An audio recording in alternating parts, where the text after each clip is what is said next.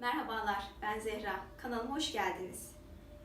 Bugün sizlere gluten nedir, glutensiz beslenme nedir ve çölyak hastalığı nedir? Bunlar hakkında sohbet etmek istiyorum. Gluten, arpa, buğday, çavdar ve yulaf gibi tahıl ürünlerinde bulunan bir proteindir aslında. Glutenin kelime anlamı ise glu'den gelir, yani yapıştırıcı anlamına geliyor. Bu da demek oluyor ki gluten, arpa, buğday, çavdar gibi tahıl ürünlerinin kabarmasını, yapışmasını ve bir arada kalmasını sağlıyor. Hatta pastacılık ve hamur işlerinin yapımında gluten daha fazla kullanılıyor ki o kabarması ve elastiksi yapının daha fazla olmasını sağlıyor. Peki gluten yararlı mıdır, zararlı mıdır? Glutenin sebep olduğu hastalıkların başında ise çölyak hastalığı geliyor. Çölyak hastalığının tamamen glutensiz beslenmesi gerekiyor. Bunu artık hepimiz biliyoruz. Çünkü gluten bağırsaklarımızda tahribata yol açıyor. Bu nedenle besinleri sindirmemizde zorlaşıyor.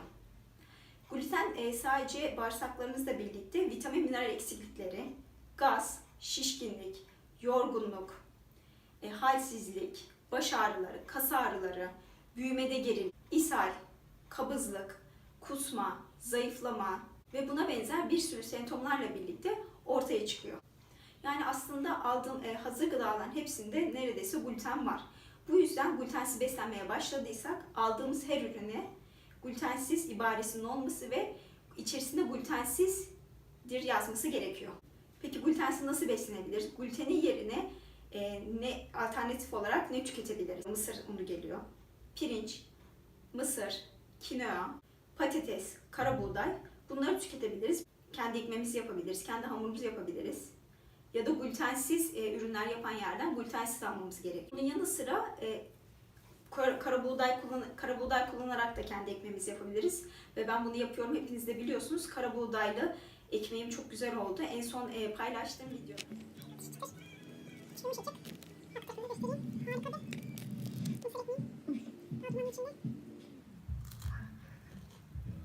Yukarıya linkini bırakacağım. Sağ üst köşede i harfi çıkacak. Oraya tıklayarak mısır unu ve kara buğday ekmeğimin tarifine ulaşabilirsiniz. Gerçekten çok güzel oldu. Böyle mis kokusu, 2 gün 3 gün beklemesine rağmen dışı hala çıtır, içi yumuşak bir yapıdaydı. Bu yüzden siz de kendi dışarıdaki ürünlere güvenmiyorsanız siz de kendi ekmeğinizi yapabilirsiniz. Bu konuda ben de sizlere yardımcı oluyorum. Videolar çekiyorum. Hamurun kıvamını gösteriyorum. Nasıl yapmamız gerekiyor?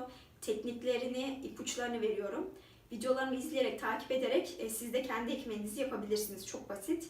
Bunların yanı sıra artık glutensiz unlar da var. Glutensiz unlarla da kendi ürünlerimizi yapabiliriz. Hamur işlerimizi yapabiliriz. En başında ekmeğimizi yapabiliriz. Hani glutensiz unla glutensiz ekmeğinizi yapabilirsiniz. Bu gerçekten glutensiz unla yapılan ekmek diğer ekmeklerin hiçbir farkı olmuyor. Hatta içerisine ben yumurtaydı, sıvı yağdı ve sütle karıyorum. Mayalıyorum güzelce onları.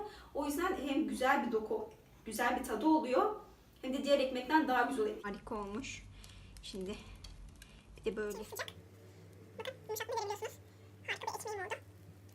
Hepinizin böyle ekmek yemesini istiyorum ben. İşte ise el yapımı oluyor. İçerisinde kattığımızı biliyoruz. Gönül rahatlığıyla kendi yaptığımız glutensiz ekmeklerimizi de yiyebiliriz. Yine glutensiz ekmek tariflerim çok var yine YouTube kanalımda. Sizler yine yukarı sağ tarafa i şeklinde çıkacaktır glutensiz ekmek yapımı. Baget ekmeğim var, mayalı ekmek var, normal baton ekmeklerim var. Hepsinin aslında videolarımda var.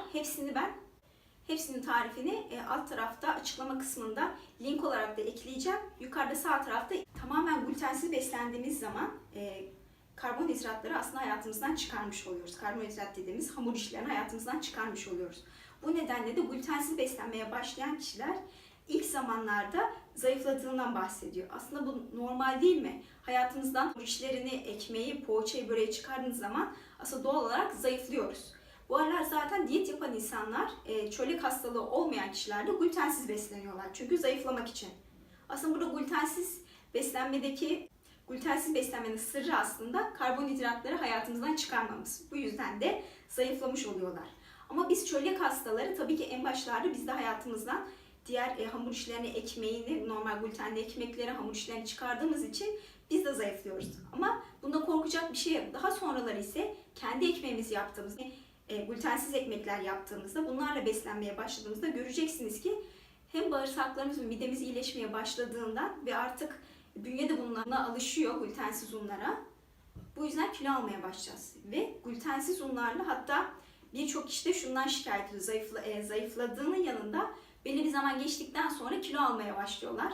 Neden bu kadar kilo aldık? Glutensiz beslenerek çok kilo aldık diyorlar. Bunun nedeni de aslında glutensiz unlarla yaptığımız ürünlerde, glutensiz unlarda genelde nişasta oluyor. Ne bileyim mısır nişastası, buğday nişasta olduğu için bunlar da doğal olarak kilo almamıza neden oluyor. Şuna da değinmek isterim ki insanlarda şu algı oluyor. Glutensiz besleniyorum, çölyak hastasıyım. Nasıl daha çok hamur işi yapabilirim, nasıl poğaça yapabilirim, nasıl börek yapabilirim, nasıl kurabiye yapabilirim? Aslında bu yanlış.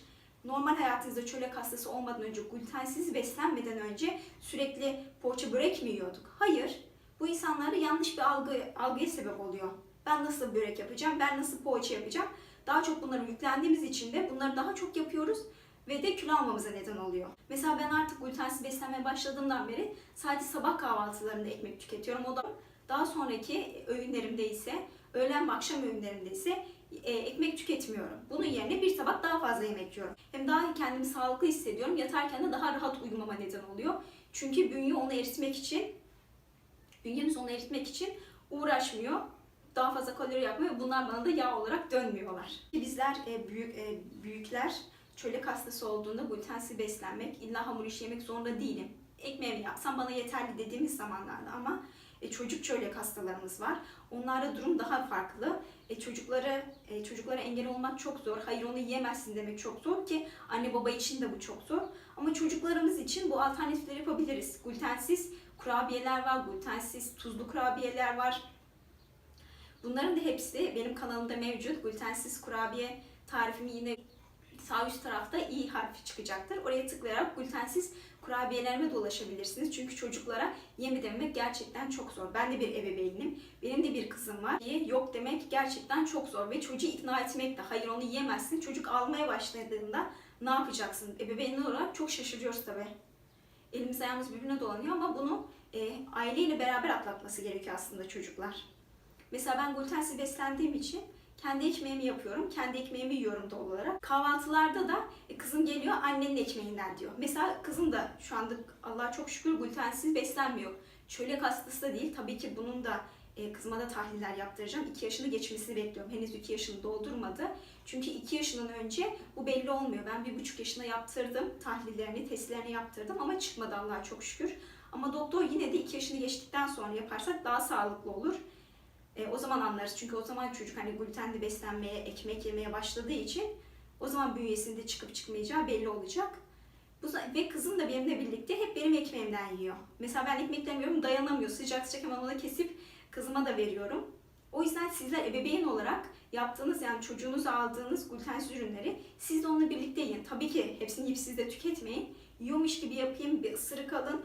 Ona destek olmak için göreceksiniz ki gerçekten siz yedikçe çocuğunuz da sizle beraber yiyecek. Ve o zaman da kendinin farklı olduğunu hissetmeyecek. Çocuklarınıza değindikten sonra çocuklarınızda tabii ki glutensiz beslenmede çok önemli. Çünkü çocuklarda glutensiz beslenmezse eğer büyümede gerçekten çok gerilik oluyor. Yaşıtlarından hem boyu kısa oluyor, zayıf oluyor. Sürekli yorgun düştüğünü göreceksiniz çocuğunuzun. Bu yüzden büyüklerle çocuklar arasında çok farklar var glutensiz beslenmede, çölyak hastalığında. O yüzden çocuklarımıza çok özen gösteren bizler de glutensiz diyetimizi aksatmayalım lütfen. Nefsimize sahip olalım. İlla her gördüğümüzü mesela bir dilim börek mi gördük, misafirliğe mi gittik? İlla o böreği yemek zorunda değiliz. Kendi yanımızda götürebiliriz ya da götüremiyorsak da diğer mesela alternatif şeylerden yiyebiliriz ya da karnımız tok gidebiliriz. Bu çok önemli. O yüzden glutensiz beslenmemize çok dikkat edelim. Sağlığımızdan olmayalım. Herkes ilaç içiyor. Hastalıklarından dolayı ilaç içerek iyileşmeye çalışıyor. Bizler ilaç içmiyoruz. Ben bu yüzden çok memnunum. İlaç içmek iyi bir şey değil çünkü ilaç bir tarafı yaparken bir taraftan tahribata, bir taraftan bozulmaya neden oluyor. Bu yüzden de sağlıklı beslenerek de diyetimizi yaparak sağlıklı kalıyoruz. Şimdilik benden bu kadar. Beni dinlediğiniz için teşekkür ederim. Videolarımı beğenip kanalıma abone olursanız çok memnun olurum. Bir sonraki videoda görüşmek üzere. Şimdilik hoşça kalın.